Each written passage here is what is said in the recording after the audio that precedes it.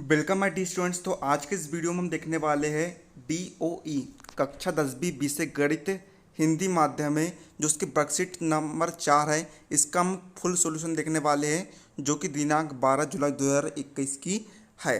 तो देखिए यहाँ पर आप अपना नाम डाल लेंगे और ये जो काम है वह कक्षा अध्यापक का रहेगा। तो आज के इस वीडियो में हम इसकी वर्कशीट 4 का हम फुल सॉल्यूशन यहाँ पर देखने वाले हैं। मैं आपको बिल्कुल बेहतरीन तरीके से समझाऊंगा और आपको बिल्कुल अच्छे से समझना है ना। सारे क्वेश्चन का मैं आपको सॉल्यूशन भी बताऊंगा। तो आप इस वीडियो के लिए अभी जो लाइक का बटन नीचे दिख रहा है आप उसे अभी दबा दीजिए और इस वीडियो डिस्क्रिप्शन में आपको अदर सब्जेक्ट के वीडियो सॉल्यूशन भी आपको मिल जाएंगे। उस पर क्लिक करके आप उन सॉल्यूशन को भी देख सकते हो, है ना। तो देखिए यहाँ पर देखिए आपको जो वर्कशीट है इस वर्कशीट में आपको त्रिभुज के बारे में बताया गया है। तो देखिए यहाँ पर सबसे पहले आपको दी गई है त्रिभुजों में सर्वांग समता। तो देखिए त्रिभुज में इस इन प्रकार की सर्वांग समता होती है। सबसे पहले हम देखते हैं SAS सर्वांग समता। दो त्रिभुजों में दो संगत भुजाएं और उनके बीच का संगत कोण समान हो, है ना। दो त्रिभुज में मान चलते हैं हम, ये पहला त्रिभुज है और ये दूसरा त्रिभुज है। दो त्रिभुज में दो संगत भुजाएं, है ना। मान के चलिए याली भुजा भी और याली भुजा भी, है ना। ये पहले त्रिभुज की दो भुजा और दूसरे त्रिभुज की दो भुजाएं समान होनी चाहिए और उन संगत भुजाओं के बीच का संगत कोण भी समान होना चाहिए, है ना। इन भुजाओं के बीच के जो कोण है वे भी समान होने चाहिए। अब हम देखते हैं SSS सर्वांग समता। दो त्रिभुजों में तीनों संगत भुजाएं समान हो, है ना। मान के चलिए दो त्रिभुज है।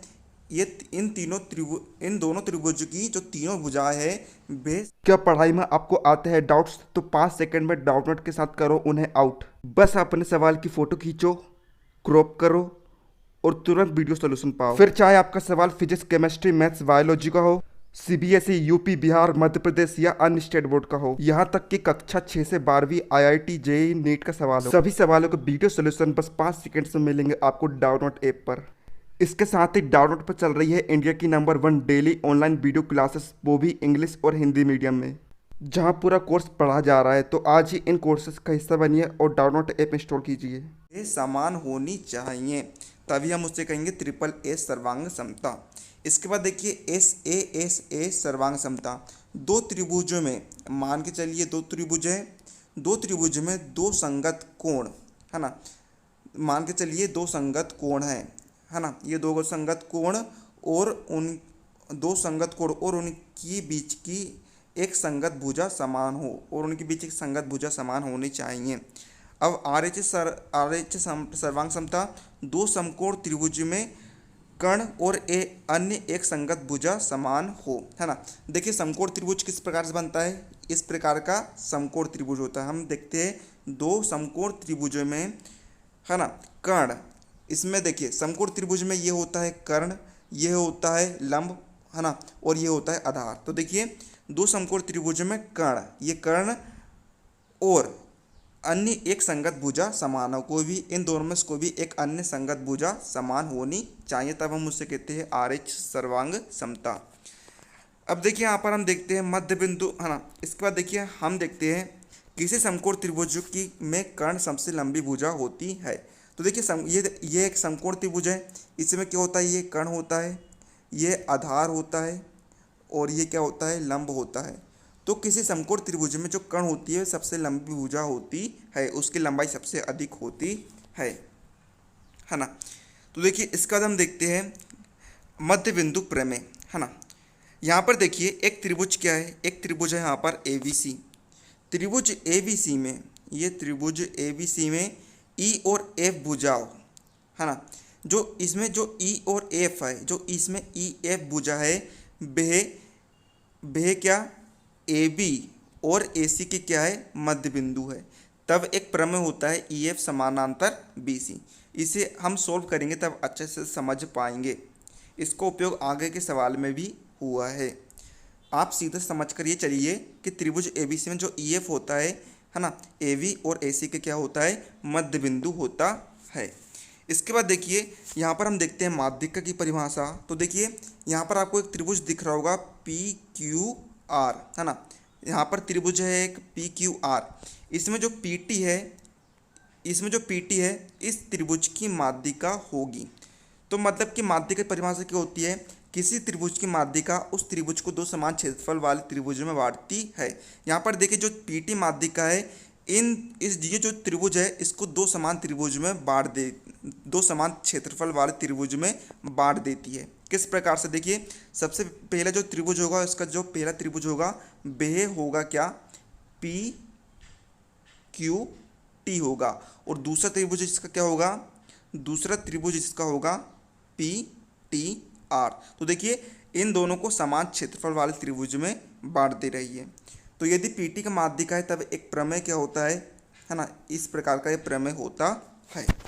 तो आपको बिल्कुल समझते हो चलना है। तो देखिए दो आकृतियाँ सर्वांग सम है यदि उनका आकार और माप समान है, मतलब कि दो आकृति समान होगी, यानी कि दो त्रिभुज समान होंगे यदि उनका आकार भी समान हो और उनका माप भी समान हो। किसी त्रिभुज में समान कोणों की सम्मुख भुजाएं भी समान होती है।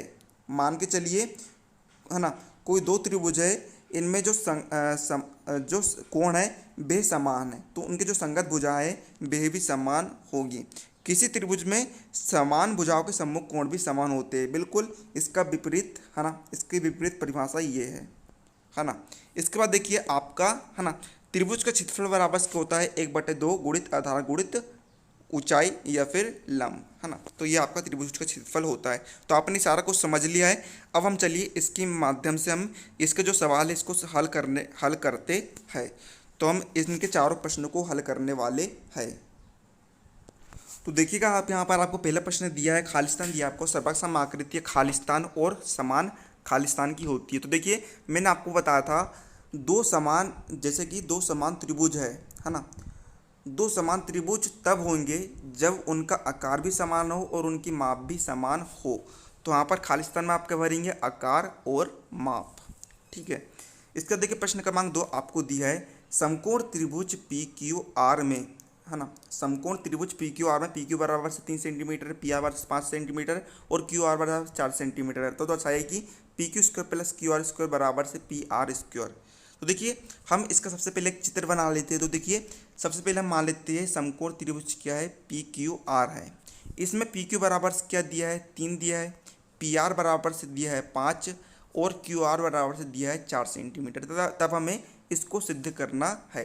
तो हम यहाँ पर आप यहाँ पर लिख लेंगे, दिया है समकोण त्रिभुज पी क्यू आर में पी क्यू बराबर से 3 सेंटीमीटर, पी आर बराबर से 5 सेंटीमीटर और क्यू आर बराबर से 4 सेंटीमीटर। तो हमें सिद्ध क्या करना है, P Q square plus Q R square बराबर से पी आर स्क्वायर। तो हम करेंगे क्या, सिंपली से हम कुछ नहीं करेंगे, इसी में हम मान रख देंगे। तो देखिए पी क्यू का मान कितना है 3, तो 3 का वर्ग धन क्यू आर का मान है 4, तो 4 का वर्ग बराबर से पी आर का मान है 5, तो 5 का वर्ग। तो देखिए 3 का वर्ग हो गया 9, 4 का वर्ग हो गया 16 बराबर 5 का वर्ग 25। तो देखिए 16 और 9 जोड़कर बन के जाएगा 25, तो 25 बराबर 25 हो जाएगा।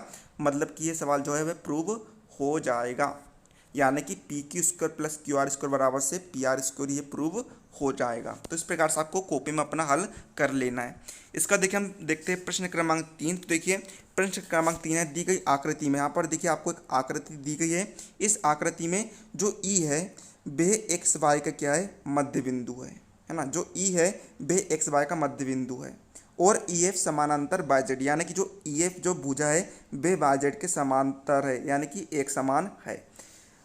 यदि एक्स जेड बराबर 7 सेंटीमीटर है ना, यदि एक्स जेड बराबर कितना दिया है आपको 7 सेंटीमीटर है, तो आपको इस एक्स एफ का मान बताना है। तो देखिए आप यहाँ पर, चूंकि यहाँ पर आकृति में देख सकते हैं है ना, यहाँ पर आपको त्रिभुज का दिया है, एक्स वाई जेड दिया है। इसमें जो एक्स वाई जो भुजा है वह एक्स जेड के बराबर है और है ना। तो देखिए हम यहाँ पर लिखेंगे, दिए गए त्रिभुज में भुजाएं एक्स वाई तथा एक्स जेड समान है। चूँकि आप यहाँ पर देख सकते हैं, यहाँ पर लिखा है कि जो ई है वह एक्स वाई का मध्य बिंदु है ना। चूँकि ई जो है एक्स वाई का मध्य बिंदु है, तो एफ जो है वह एक्स जेड का मध्य बिंदु होगा, क्योंकि जो एक्स वाई है और जो एक्स जेड भुजा है वे दोनों समान है।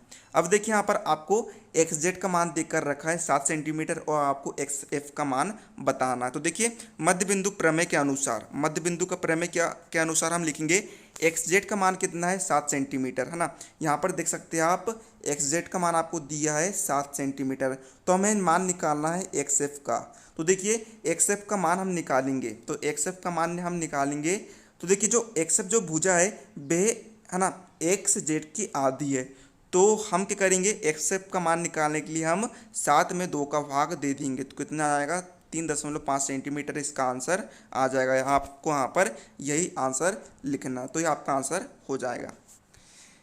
इसके बाद देखिए आपका आखिरी क्वेश्चन है प्रश्न क्रमांक 4, माध्यिका को परिभाषित कीजिए। तो देखिए माध्यिका किसी त्रिभुज की माध्यिका उस त्रिभुज को 2 समान क्षेत्रफल वाले त्रिभुजों में बांटती है। इससे पहले मैंने आपको बता दिया था, मान के चलिए एक त्रिभुज क्या है पी क्यू आर है, इसमें पी टी क्या है माध्यिका। ये जो पी टी माध्यिका है इस त्रिभुज को 2 समान त्रिभुजों में बांट दे रही है। पहला त्रिभुज क्या हो रहा है पी टी क्यू और दूसरा त्रिभुज है पी टी आर। तो इस प्रकार से आपका आंसर हो जाएगा। तो आज के इस वीडियो में मैंने आपको class 10th maths Hindi medium worksheet 4 का मैंने आपको फुल सॉल्यूशन बता दिया हूँ। उम्मीद है आपको वीडियो पसंद आया, वीडियो को लाइक कर दीजिएगा।